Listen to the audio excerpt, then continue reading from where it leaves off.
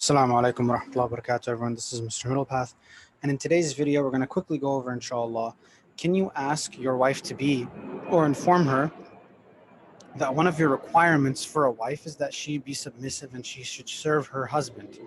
Now, if you all remember in my last video, I mentioned and I talked about how women ask certain things, and what they're really trying to figure out is if you're going to be a harsh person, if you're going to be a tyrant in the home, and if you're going to be an abusive husband in general.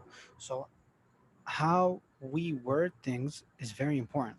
So for example, we have here 5 love languages. This book written by Gary Chapman, it's actually not that bad. It doesn't go as in depth as I wanted it to go, but it explains some pretty interesting things.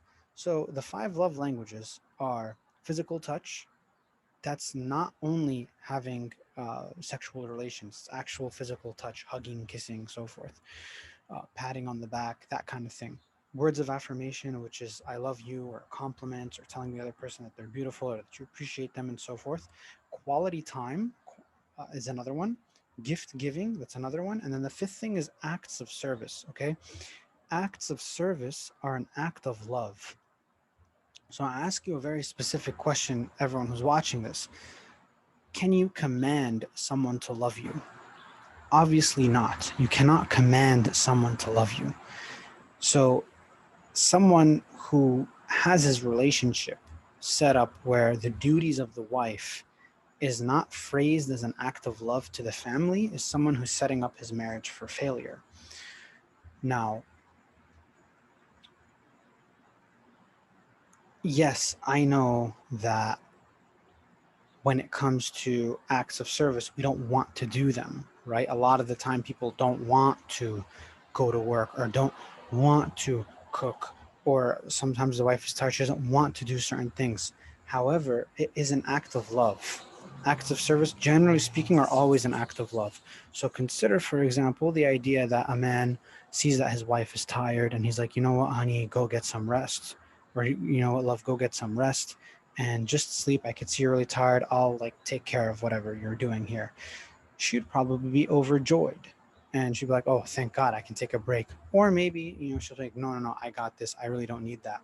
Why is it that happens? Because according to this book, the 5 love languages are in any healthy relationship, but certain people uh, gravitate towards one type of expression of love over others. So, for example, if someone is consistently spending quality time with their spouse or their partner, but that partner values physical touch over and above quality time, the quality time might be really nice, but they still will feel unappreciative and unloved if there's no physical intimacy going on. So, that's there. Now, if you are going to speak with your wife to be, right, you haven't married her yet and you want to know, okay, will this person be a submissive wife to me? Remember what we said, as guys are looking for a submissive woman who's going to accept the fact that the man is in charge. Whereas women are looking for a man who's not going to shove that in their face, and they're going to be a gentleman about that. So if you just go out and say in the first meeting or even in the second meeting, yeah, I want a submissive woman and she has to serve me, she's going to see that as a red flag, because you're not phrasing the act of service as an act of love. You're phrasing it as a command. And while a person can command his wife to do something for him, that's not the basis of a healthy marriage, and that can only last for so long before that starts to crumble. If you phrase it as an act of love, it's going to be different. So let me give you an example of that. Let's say that you have got to know her better. She understands your sense of humor, you understand her sense of humor, and you say something like, oh, when we get married, would you call me your king while I lay down on the couch and you can feed me grapes? Like, say it in a joking type of way and see how she responds, right? Oh, what else would you like me to do for you? Or I would love to do that for you. Or, oh, that sounds so romantic. Versus saying, ew, why would I do that for you? Or, ew, why can't you, like, why would you ask me to do something? If that is what happens, then you have a serious problem. It means she's not attracted to you, or she has a messed up ideology of how a marriage should be and how these things are offensive. If she's offended by something like this, if she's offended by acts of service, then that's wrong.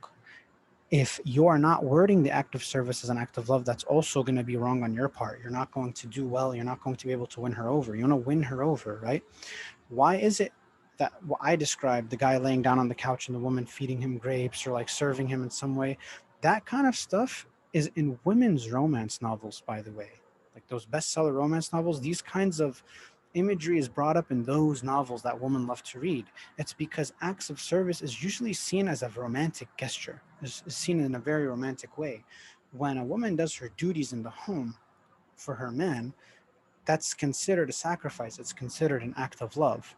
So, can you actually talk to a woman and tell her directly that you want a submissive wife and that a wife should be submissive to her husband and the man is the leader and all of that?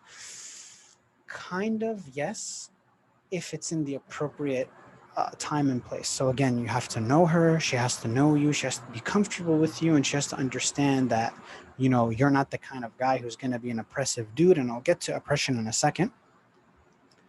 But she's understanding where you're coming from. It might make sense if you're talking about Islamic rulings.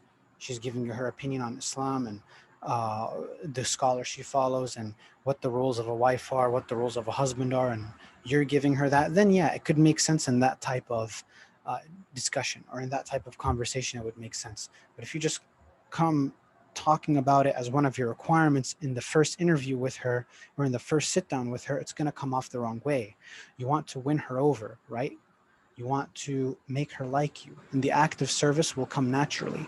Oh, I'm going to go make myself some coffee. No, no, no, dear. Sit down. I'll make you the coffee. I want to serve you, right? That kind of wording can and will come up if in the relationship acts of service are phrased as acts of love, right? Now, someone might say, okay, well, what about for a man? Can a man serve his wife in that way? Yes and no. So, yes, in the sense that if we think of leader follower relationships, we have the Khulafa, radiallahu anhum. Abu Bakr did sometimes cook and clean for the older woman in Medina and would help out the people in the area, in addition to what he was doing as a leader. And even Umar radiallahu anhu told Abu Bakr, you've made it very difficult for Khulafa coming after you because you've set the standard so high. Umar would do the same thing, and he would mingle amongst the people. And we have many stories of him mingling amongst the people in such a way that they didn't even know he was the Khalifa. Now, if a king or a leader is doing a bad job of being a ruler, and his country is being conquered, and he's not handling his finances, and there's no justice going on, but he bakes bread for his people in the morning. Do you think that's going to be an excuse when his people get angry at him for not ruling correctly? They're going to be like, you're being unjust. Like, no, no, but I break bread for you guys in the morning. Of course not.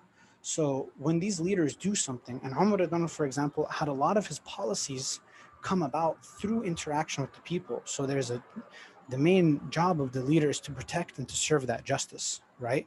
So there's a big difference between you doing an act of service for your wife as an act of love because you see that she needs some help versus the act of service coming from a commandment or a demand or a challenge from her, right? So it's not about the service itself, it's how it's being framed, whether she's accepting your leadership or not, right? If your woman accepts the leadership of the man, then there's no problem in helping out, right? Same thing with the woman. If she sees that you're being too bossy and you're constantly flexing on her, she's not going to like that. It's going to turn her off. Why? Because this goes back to the original point that I was making in the beginning of the video. You can't command someone to love you. So because you can't command someone to love you, phrasing acts of service as commands that must be done is not healthy for a relationship in the long term. Phrasing acts of service as acts of romance and acts of love is healthy in the long run. It's going to help your marriage in the long run. And before you get married, it's going to win her over and it's going to make her love you even more.